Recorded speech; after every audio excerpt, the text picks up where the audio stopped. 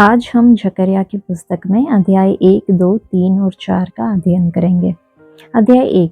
दारा के राज्य के दूसरे वर्ष के 8वें महीने में जकर्या भविष्यद्वक्ता के पास, जो बेरेक्याह का पुत्र और ईदो का पोता था, यहोवा का यह वचन पहुंचा।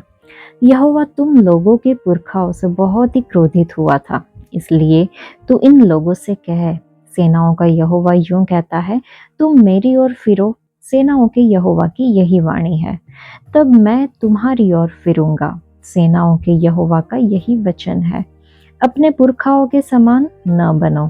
उनसे तो अगले भविष्यद्वक्ता ये पुकार पुकार कर कहते थे कि सेनाओं का यहोवा यूं कहता है, अपने बुरे मार्गों से और अपने बुरे कामों से फिरो। परंतु उन्होंने न तो सुना और न मेरी ओर ध्यान दिया।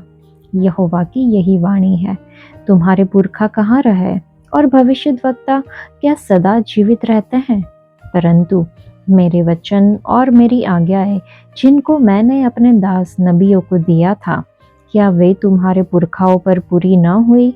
तब उन्होंने मन फिराया और कहा, सेनाओं के यहोवा ने हमारे चाल चलन और कामों के अनुसार हमसे जैसा व्यवहार करने को कहा था, वैसा ही उसने हमको बदला दिया है। दारा के दूसरे वर्ष के शबात नाम 11वें महीने के 24वें दिन को जकर्या नबी के पास, जो बेरेक्याह का पुत्र और ईदो का पोता था, यहोवा का वचन यूं पहुंचा। मैंने रात को स्वप्न में क्या देखा कि एक पुरुष लाल घोड़े पर चढ़ा हुआ उन मेहदियों के बीच खड़ा है जो नीचे स्थान में है, और उसके पीछे लाल और सुरंग और श्वेत घोड़े भी खड़े हैं। तब मैंने कहा, हे मेरे प्रभु, ये कौन है? तब जो दूत मुझसे बातें करता था, उसने मुझसे कहा, मैं तुझे बताऊंगा कि ये कौन है। फिर जो पुरुष मेहंदियों के बीच खड़ा था, उसने कहा, यह वे है जिनको यहोवा ने पृथ्वी पर सैर अर्थात घूमने के लिए भेजा है। तब उन्होंने यहोवा के उस दूत से जो मेहंदियों के बीच खड़ा था कहा, हमने पृथ्वी पर सैर किया है और क्या देखा कि सारी पृथ्वी में शांति और चैन है। तब यहोवा के दूत ने कहा, हे सेनाओं के यहोवा, तू जो यरूशलेम और यहूदा के नगरों पर 70 वर्ष से क्रोधित है, सो तू उन पर कब तक दया न करेगा? और यहोवा ने उत्तर में उस दूत से जो मुझसे बातें करता था, अच्छी अच्छी और शांति की बातें कही। तब जो दूत मुझसे बातें करता था, उसने मुझसे कहा, तू पुकार कर कह कि सेनाओं का यहोवा यूं कहता है, मुझे यरूशलेम और सिय्योन के लिए बड़ी जलन हुई है, और जो जातियां सुख से रहती है उनसे मैं क्रोधित हूँ, क्योंकि मैंने तो थोड़ा सा क्रोध किया था, परंतु उन्होंने विपत्ति को बढ़ा दिया। इस कारण यहोवा यूं कहता है, अब मैं दया करके यरूशलेम को लौट आया हूँ। मेरा भवन उसमें बनेगा और यरूशलेम पर नापने की डोरी डाली जाएगी। सेनाओं के यहोवा की यही वाणी है। फिर यह भी पुकार कर कह कि सेनाओं का यहोवा यूं कहता है, मेरे नगर फिर उत्तम वस्तुओं से भर जाएंगे, और यहोवा फिर सिय्योन को शांति देगा और यरूशलेम को फिर अपना ठहराएगा। फिर मैंने जो आंखें उठाई तो क्या देखा कि 4 सींग है। तब जो दूत मुझसे बातें करता था, उससे मैंने पूछा, ये क्या है? उसने मुझसे कहा, ये वे ही सींग है जिन्होंने यहूदा और इस्राएल और यरूशलेम को तितर-बितर किया है। फिर यहोवा ने मुझे 4 लोहार दिखाए। तब मैंने पूछा, ये क्या करने को आए हैं? उसने कहा, ये वे ही सींग है जिन्होंने यहूदा को ऐसा तितर-बितर किया कि कोई सिर न उठा सका, परंतु ये लोग उन्हें भगाने के लिए और उन जातियों के सींगों को काट डालने के लिए आए हैं, जिन्होंने यहूदा के देश को तितर-बितर करने के लिए उनके विरुद्ध अपने अपने सींग उठाए। इस अध्याय में हम पश्चाताप का आह्वान देखते हैं। जकर्या को परमेश्वर से एक दर्शन मिलता है जिसमें लोगों से उसके पास लौटने का आग्रह किया जाता है। परमेश्वर उनके पुरखाओं के प्रति अपना क्रोध व्यक्त करते हैं जो उसे दूर हो गए थे, और उन्हें आज्ञा उल्लंघन के परिणामों की याद दिलाते हैं। 4 घुड़सवारों का दर्शन परमेश्वर के न्याय और इस आश्वासन को दर्शाता है कि वे यरूशलेम में शांति लाएंगे। पश्चाताप का महत्व हम देखते हैं। जिस तरह परमेश्वर ने अपने लोगों को लौटने के लिए बुलाया, उसी तरह जब हम भटक जाते हैं तो हमें भी उनके पास लौटने के लिए आमंत्रित किया जाता है। जकर्या के माध्यम से परमेश्वर ने यीशु मसीह के बारे में, उनके जन्म, उनके जीवन, उनकी मृत्यु और दूसरे आगमन और उसके बाद क्या होगा उसके बारे में भविष्यवाणियों और दर्शन प्रकट किए। हालांकि उन दिनों और आज हमें दिए गए इस्राएलियों को दिया गया सबसे महत्वपूर्ण संदेश है, मेरी ओर फिरो। परमेश्वर की आशीष हमेशा शर्तों के साथ आती है। वह कहते हैं, यदि तुम मेरी ओर फिरो, यदि तुम मुझे खोजो, यदि तुम मेरी आज्ञा मानो। हमें किससे फिर आना चाहिए? यदि हम अपराध से मन फिराते हैं तो वह आएंगे हमें छुड़ाने और छुटकारा देने। यदि हम अपने मार्ग, विनाश की ओर ले जाने वाले मार्ग या चौड़े मार्ग से फिर आते हैं और संकीर्ण मार्ग या जीवन की ओर ले जाने वाले मार्ग को चुनते हैं तो हम जीवित रहेंगे। यदि हम दुष्टता से दूर फिर कर आते हैं तो परमेश्वर अपना क्रोध दूर कर देंगे और हमें न्याय से बचाएंगे। हाँ, हमें पश्चाताप करना चाहिए। हमें कैसे लौटना चाहिए? उपवास, रोना, विलाप करना और सच्चे दिल से अपने दिलों को फाड़ना, सिर्फ अपने कपड़े नहीं और अपने परमेश्वर यहोवा के पास लौट आना, जैसा कि योएल की पुस्तक अध्याय 2 में लिखा है। तो प्रिय लोगों, चलिए हम खुद की जांच करें और देखें कि परमेश्वर के वचन, उनकी सच्चाई और उनकी सलाह का पालन करने में कहाँ चूक गए हैं। हम पश्चाताप करें, तब प्रभु हमारे पास लौटेंगे, हमें बचाएंगे, हमें मुक्ति देंगे और हमें आशीष देंगे। जकर्या, जिसका नाम वह जिसे परमेश्वर याद रखते हैं उसका अर्थ है, बाबुल में जन्मे थे। उनके भविष्यवाणी की सेवकाई ने बाबुल में निर्वासित यहूदियों के बीच गहरी छाप छोड़ी। वे यहूदा के वंश से थे और अपने दादा परदादा के उत्तराधिकारी के रूप में भविष्यवक्ता बने। हागे उनके समकालीन थे। जकर्या ने हागे के साथ मिलकर उन्हीं श्रोताओं के लिए भविष्यवाणी की थी, निर्वासन के बाद के यहूदी जो मंदिर के पुनर्निर्माण के लिए यरूशलेम लौट आए थे। संभवतः उनका जन्म बंधुआई में हुआ था और वे जरुब्बाबेल के नेतृत्व में यरूशलेम लौट आए थे। वापस लौट आने वाले यहूदियों के पास निराश होने के हर कारण थे। उनकी सामाजिक, राजनीतिक और आर्थिक स्थितियां निराशाजनक थी। मंदिर का पुनर्निर्माण रुका हुआ था और उन्होंने अब तक जो कुछ भी बनाया था वह सुलेमान के भव्य मंदिर की तुलना में महत्वहीन लग रहा था। कोई दाऊद का राजा नहीं था। वे फारसी शासन के अधीन रहे। दाऊद के शासन के बारे में परमेश्वर की वाचा के वादे का क्या हुआ? शहर की शहरपनाह अभी भी खंडर में थी। एक अपमान। आर्थिक रूप से वे भारी फारसी करारनामे की तरह संघर्ष कर रहे थे। जैसा कि हागे ने बताया, उनकी कड़ी मेहनत से बहुत कम लाभ हुआ था। वे ऐसे थे जैसे लोग छेदों से भरी थैली में अपनी मजदूरी डाल रहे हो। इन कठिनाइयों ने दर्दनाक सवाल खड़े किए। यहोवा कहाँ था? वह इतना दूर क्यों लग रहा था? शानदार वाचा की आशीषों के बारे में क्या? हाँ, हम देखते हैं कि परमेश्वर हमें बेबीलोन से वापस यरूशलेम ले आए, लेकिन अब क्या? हमें अपना समय, प्रयास, संसाधन इतनी छोटी सी चीज बनाने में क्यों लगाना चाहिए? हम सिर्फ छोटी चीजों का दिन कहते हैं, भले ही ये छोटी चीजें परमेश्वर की ओर से है। क्या यही सब कुछ है? क्या यहोवा को याद है? क्या कोई उम्मीद है कि उसके भव्य और शानदार वादे पूरे होंगे? ये निराश लोगों को ही जकर्या ने आशा का संदेश दिया था। उनकी आशा उसके नाम के अर्थ पर टिकी थी। जकर्या हमें सिखाते हैं कि निराशाजनक परिस्थितियां का उत्तर मुख्य रूप से सामाजिक, राजनीतिक या आर्थिक समाधानों के लिए चारों ओर देखने में नहीं है। अंतिम समाधान वचन है।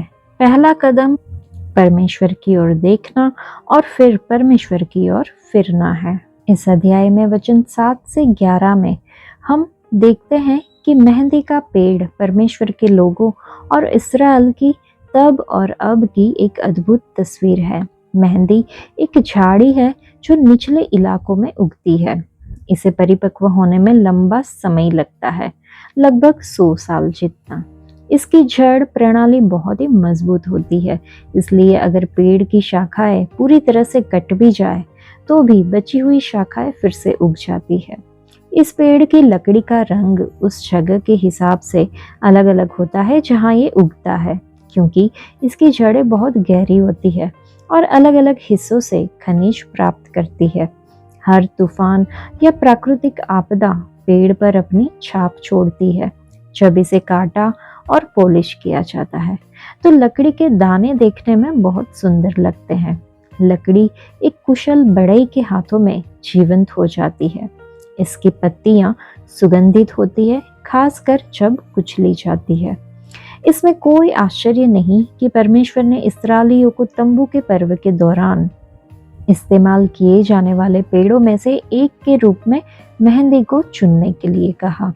वह ऐसे सुंदर सुगंधित मेहंदी लोगों के बीच रहना चाहते हैं। परमेश्वर ने हमें बनाया है और हर संस्कृति और समाज में हमें नीची नजर से देखा जाता है। हमें चिढ़ाया जाता है और तिरस्कृत किया जाता है। हम खोखले में रहते हैं, लेकिन परमेश्वर हमारे साथ होने वाली हर चीज को जानते हैं, क्योंकि हम उनके स्वर्गदूतों जैसे घोड़ों से घिरे हुए हैं जो तुरंत उनसे संवाद करते हैं। वे कोई संकेत नहीं, उसके बारे में चिंता नहीं करते। जीवन हमें काट सकता है, हम उदास और थके हुए हो सकते हैं, लेकिन जब तक हमारी जड़ें गहरी है, परमेश्वर के वचन पर निर्भर है, हम धीरे धीरे निश्चित रूप से वापस बढ़ेंगे। प्रत्येक सुंदर लकड़ी के साथ एक अलग पेड़ हमारे प्रभु और उद्धारकर्ता की सावधानी पूर्वक देखरेख में कला के एक शानदार काम में बदल जाएंगे।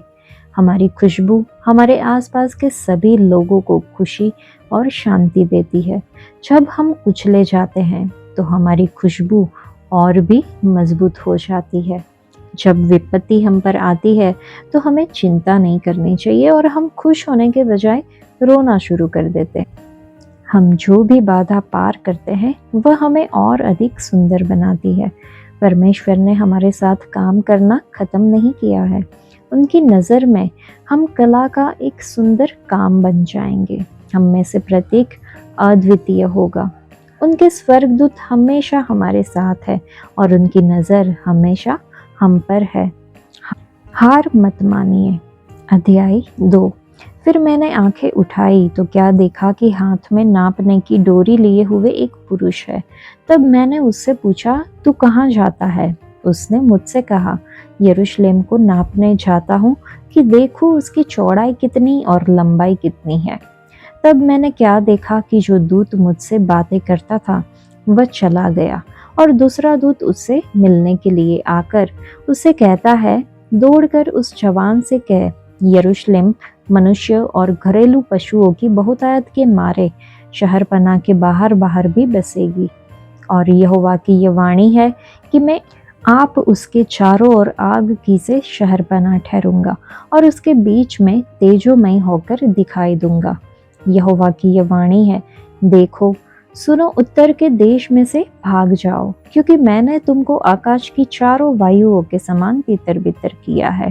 हे बाबुल वाली छाती के संग रहने वाली, सियोन को बचकर निकल भाग, क्योंकि सेनाओं का यहोवा यूं कहता है, उस तेज के प्रकट होने के बाद उसने मुझे उन जातियों के पास भेजा है जो तुम्हें लूटती थी, क्योंकि जो तुमको छूता है वह मेरी आंख की पुतली ही को छूता है। देखो, मैं अपना हाथ उन पर उठाऊंगा, तब वे उन्हीं से लूटे जाएंगे जो उनके दास हुए थे। तब तुम जानोगे कि सेनाओं के यहोवा ने मुझे भेजा है। हे सियोन, ऊंचे स्वर से गा और आनंद कर, क्योंकि देख मैं आकर तेरे बीच में निवास करूंगा। यहोवा की यही वाणी है।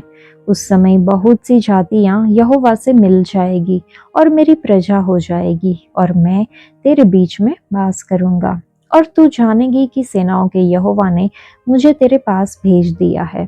और यहोवा यहूदा को पवित्र देश में अपना भाग कर लेगा और यरूशलेम को फिर अपना ठहराएगा। हे सब प्राणियों, यहोवा के सामने चुपके रहो, क्योंकि वह झाग कर अपने पवित्र निवास स्थान से निकला है। इस अध्याय में हम नापने की डोरी लिए हुए एक पुरुष का दर्शन देखते हैं। जकरिया एक व्यक्ति को यरूशलेम को नापते हुए देखता है, जो परमेश्वर की अपने लोगों और उनके शहर को पुनर्स्थापित करने की योजना का प्रतीक है। परमेश्वर सुरक्षा और एक ऐसे भविष्य का वादा करते हैं जहां यरूशलेम बिना दीवारों के बसा होगा, जो उनके बीच उनकी उपस्थिति पर जोर देता है। निर्वासित लोगों को घर लौटने का आह्वान आशा और पुनर्स्थापना का प्रतीक है। जैसे उसने यरूशलेम की रक्षा करने का वादा किया था, वैसे ही हम अपने जीवन पर उनकी सुरक्षा पर भरोसा कर सकते हैं। परमेश्वर अपने लोगों के चारों ओर आग की सी शहर बना है। यरूशलेम का भविष्य सिर्फ एक शहर से बड़ा है। ये परमेश्वर के राज्य का प्रतिनिधित्व करता है। परमेश्वर की उपस्थिति हम देखते हैं। वह अपने लोगों के बीच में वास करने का वादा करते हैं। परमेश्वर उत्पीड़ितों का न्याय करेंगे और कई देशों को उद्धार दिलाएंगे। यह मानवीय सुरक्षा के बजाय परमेश्वर की सुरक्षा पर भरोसा करने का संकेत देता है। परमेश्वर चाहते थे कि उनके लोग गाएं और आनंद मनाएं, क्योंकि वह शक्तिशाली तरीके से उनके बीच में मौजूद होंगे। वह बहुत सी जातियों को अपने राज्य में शामिल करेंगे और परमेश्वर के लोग दूसरों के लिए आशीषों का माध्यम बनेंगे, जो प्रभु यीशु मसीह के जीवन, सेवकाई और प्रायश्चित द्वारा पवित्र भूमि में मसीही युग के उद्घाटन के समय पूरा हुआ था। पवित्र देश का प्रयोग वचन 12 में किया गया है। देश पवित्र है क्योंकि इसे परमेश्वर ने अनोखे तरीके से अलग करके पवित्र बनाया है। सभी प्राणियों को परमेश्वर और उनकी व्यवस्था के सामने चुप रहने के लिए कहा जाता है।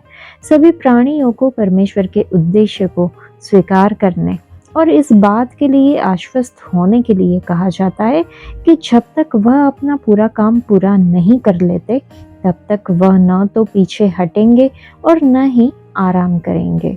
हबक्कुक की पत्री अध्याय 2 में है, परंतु यहोवा अपने पवित्र मंदिर में है, समस्त पृथ्वी उसके सामने शांत रहे। सपन्या की पुस्तक के पहले अध्याय में है कि परमेश्वर यहोवा के सामने शांत रहो। अध्याय 3।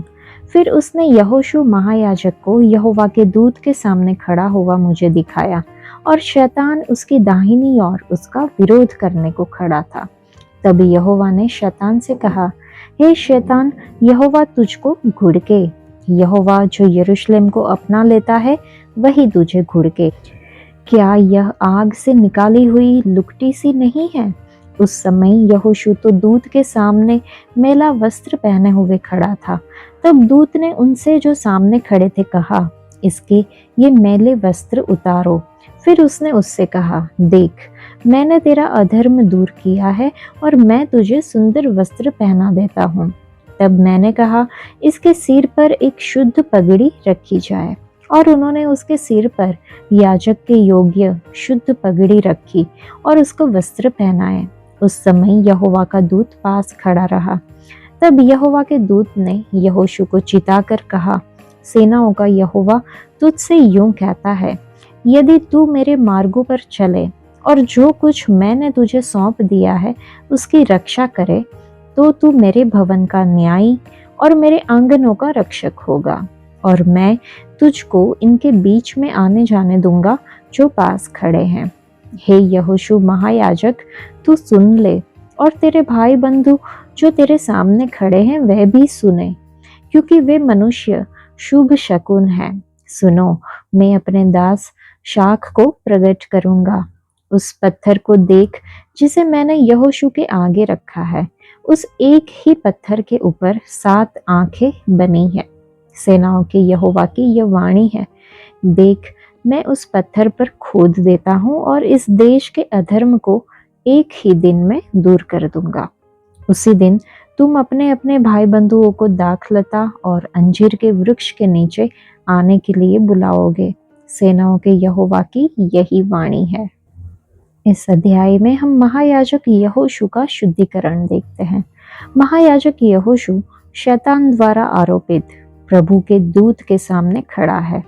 परमेश्वर शैतान को फटकारते हैं और यहोशू को उसके पापों से शुद्ध करते हैं।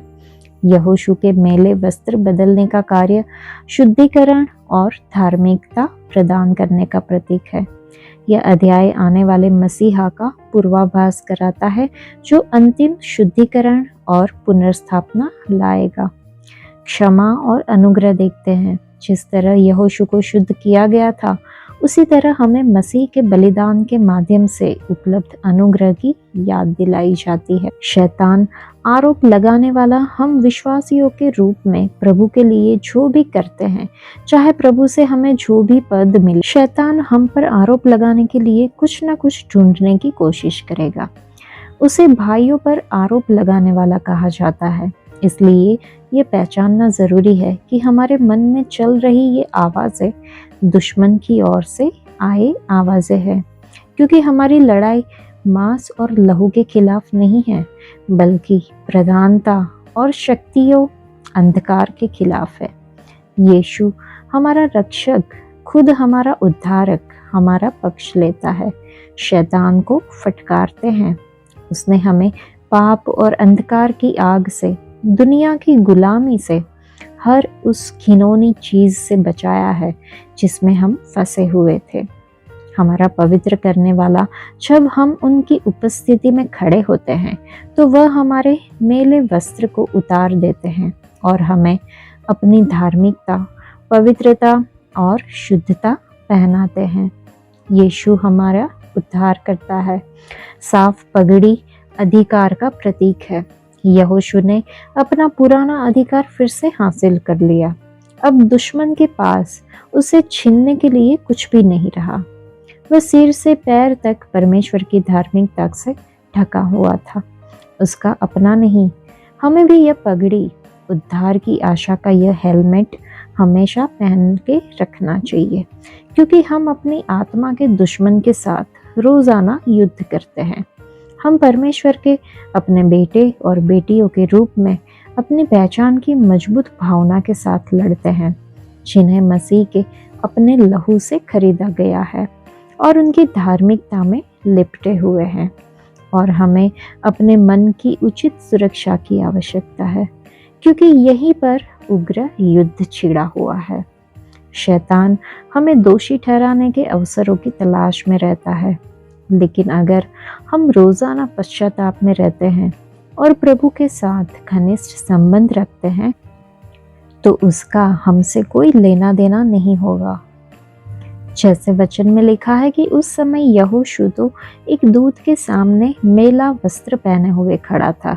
इस दर्शन में एक महत्वपूर्ण सत्य व्यक्त किया गया है। प्राकृतिक रूप से यहोशू महायाजक होने के नाते शानदार परिधान पहने हुए होगा।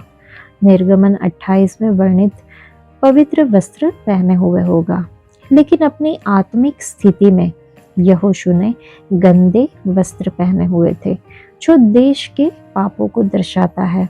शैतान ने जोर देकर कहा कि एक पवित्र परमेश्वर अपने पापी लोगों को दंडित करे।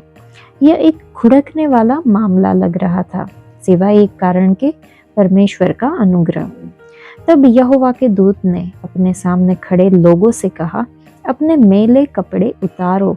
फिर उसने उससे कहा, देख, मैंने तेरे अधर्म को दूर कर दिया है और तुझे शानदार वस्त्र पहनाऊंगा। यहोवा का दूत, पुनर्जीवित मसीह, वह करता है जो यहोशू अपने लिए कभी नहीं कर सकता था। वह उसके अपराध भरे गंदे कपड़े को शानदार वस्त्र में बदल देता है। यीशु मसीह ने यह कैसे किया? उनकी कृपा से। जिस तरह यहोशू के मैले कपड़े उतारे गए, उसी तरह यीशु मसीह ने क्रूस पर हमारे पाप को अपने ऊपर ले लिया।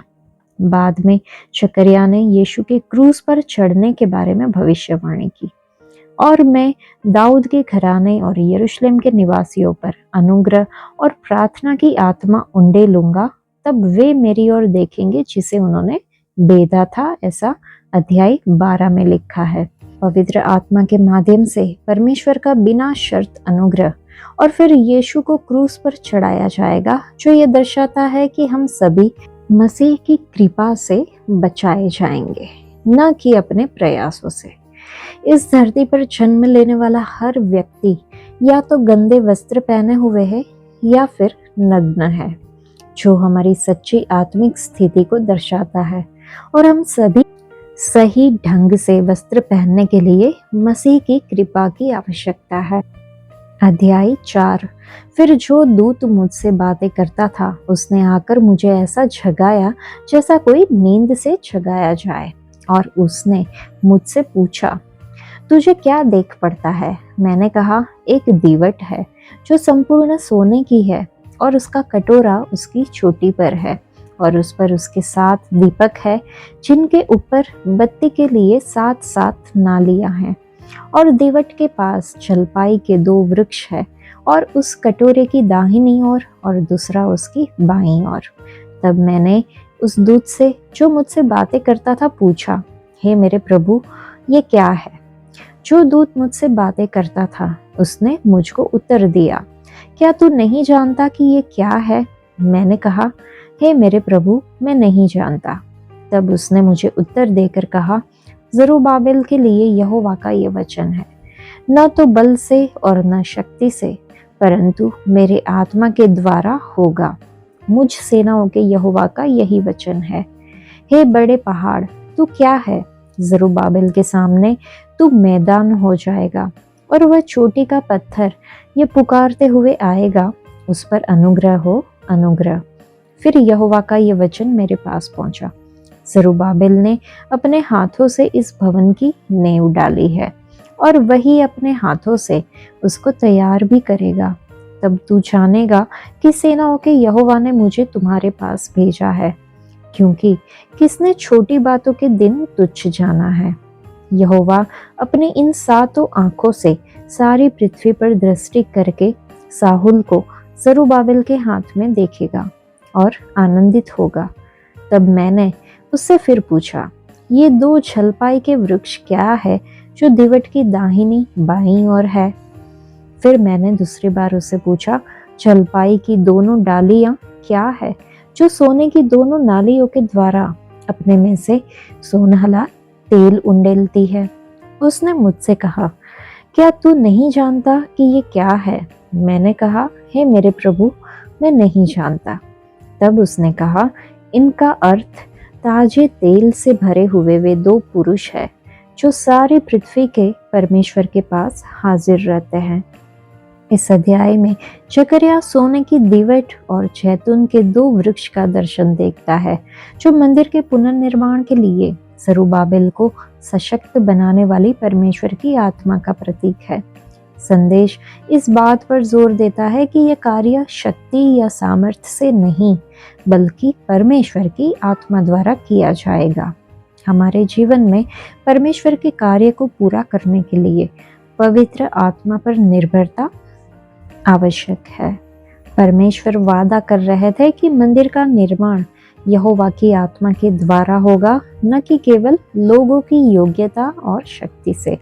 परमेश्वर चाहते थे कि जकरिया देखे कि पवित्र आत्मा निरंतर उसकी जरूरतों को पूरा करेंगे, ठीक वैसे ही जैसे दर्शन में जैतून के पेड़ दीवट पर रखे दियों को निरंतर तेल देते थे। तेल पवित्र आत्मा का एक अच्छा प्रतिनिधित्व है। जैसे तेल घर्षण को मिटाता है, चिकनाई देता है, चंगा करता है, रोशनी देता है, स्फूर्ति देता है, गर्म करता है, सजाता है और खुरदुरे किनारों को चमकाता है। मंदिर के पुनर्निर्माण का काम एक बहुत बड़ा पहाड़ हिलाने जैसा लग रहा था, लेकिन परमेश्वर ने कहा कि यह उसकी शक्ति, उसकी सामर्थ्य और उसकी आत्मा से पूरा होगा। ये छोटी छोटी बातों में दिन लग रहे थे जब जरुब्बाबिल ने खंडर हो चुके मंदिर के निर्माण का काम शुरू किया। परमेश्वर ने इन छोटी छोटी बातों को आकार देने और तैयारी के अनमोल समय के रूप में इस्तेमाल किया। परमेश्वर हमेशा हमारे छोटे छोटे काम को स्वीकार करते हैं, अगर हम विश्वास के साथ करें और उसे प्रोत्साहित करें। वह दूसरों को लाएंगे जो वह काम पूरा कर पाएंगे। जो हम अपने दम पर नहीं कर सकते। जरुब्बाबिल को परमेश्वर ने अधिकार दिया था, फिर भी उसे सही और सटीक होना था ताकि वह पूरी ईमानदारी और सटीकता के साथ काम कर सके।